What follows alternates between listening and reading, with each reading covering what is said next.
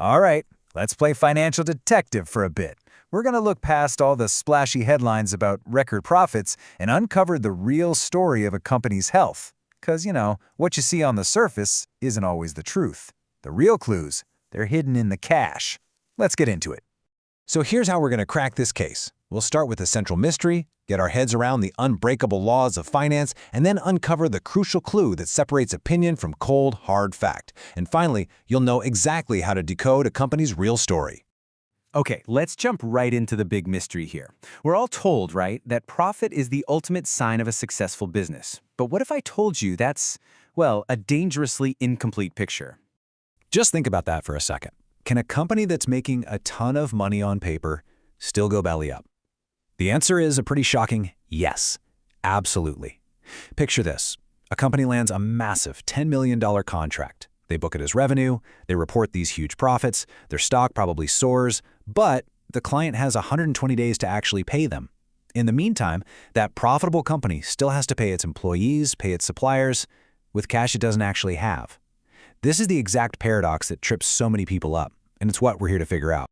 So to really solve this thing, we've got to get a handle on the one golden rule, the unbreakable law that everything in finance is built on. It's the foundation for literally everything else.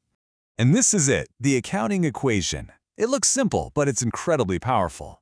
You'll see the terms here in Spanish: activo for assets, pasivo for liabilities, and patrimonio for equity. All it really means is that everything a company owns, its assets, had to come from somewhere.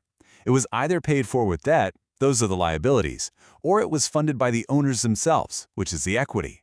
It's the financial DNA of any business. Now, the big thing to remember here is that this has to balance, always. It's not a suggestion. It's like a law of physics for business.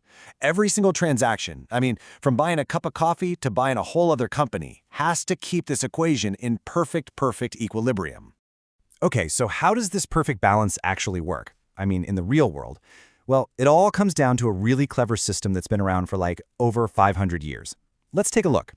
It's called the double entry system. And don't let the name scare you. Forget all the complicated jargon you've ever heard. Just think of it like this. Every time money gets used for something, it had to have come from somewhere. You can't have an application without a source. It's the ultimate check and balance system that makes sure that golden rule we just talked about always stays true. Let's look at a quick example. On the left, in that column labeled debit, that's where the money is applied. That's debit. Think of it as where the value goes to. On the right, under habe, that's where the money comes from. That's the credit. It's the source. So if a company gets a $10,000 loan, what happens? Its cash, an asset, goes up by 10 grand. That's a debit. And its loan, a liability, also goes up by 10 grand. That's a credit. See? Perfectly in balance. All right, we've got the ground rules down. Now we get to the big clue. The secret that really explains how a super profitable company can actually go broke. And it all boils down to two very different ways of looking at money. Okay, this right here, this is the big aha moment. On one hand, you've got the income statement. It runs on something called accrual accounting. And you can think of it as an opinion. It's a story about performance. Our company with the big sale, its income statement looks amazing because it earned that money. But then you have the cash flow statement. This is just the facts. It only cares about one thing. Did cash actually move in or out of the bank? It's the difference between a perfectly filtered selfie and a high-res MRI. One is how you want to look, the other is the unvarnished truth. So how do you connect these two different worlds? Well, that's exactly what the statement of cash flows does. It's like a bridge. It starts with that net profit number from the opinion world of the income statement, and then it makes a bunch of adjustments to show you what really happened with the cold, hard cash.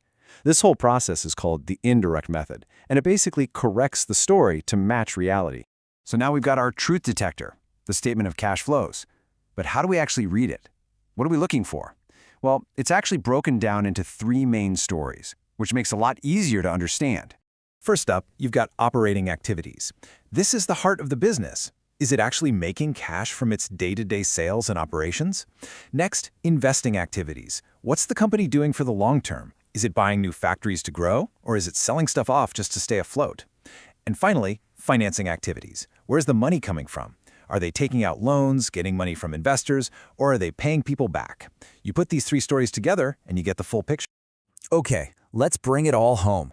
We've learned the fundamental rule, we've found the crucial clue. It's time for the final reveal. How does all this tell us if a company is truly healthy? You know, this quote really nails it. Think of profit like muscle. It's important. It shows strength, sure. But cash? Cash is oxygen. You can be the world's strongest person, but if you run out of air, it's game over in seconds. A business is exactly the same. It needs cash to survive, moment to moment. And here's a really useful way to think about it. What's considered healthy actually changes depending on where a company is in its life. Look at this table. A startup? Yeah, you expect it to be burning cash from its operations and investments because it's getting all its money from investors to grow fast. But a big, mature company? You better believe it should be a machine, just spitting out cash from its main business to pay back its financiers. If you see a mismatch here, like a mature company that's bleeding cash from operations, that's a massive red flag. And there you have it. You're not just reading headlines anymore. Now you know how to peek behind the curtain, to get past the opinion of profit and find the fact of cash. You've basically got a new financial superpower. So the only question is, which company's real story are you gonna look into first?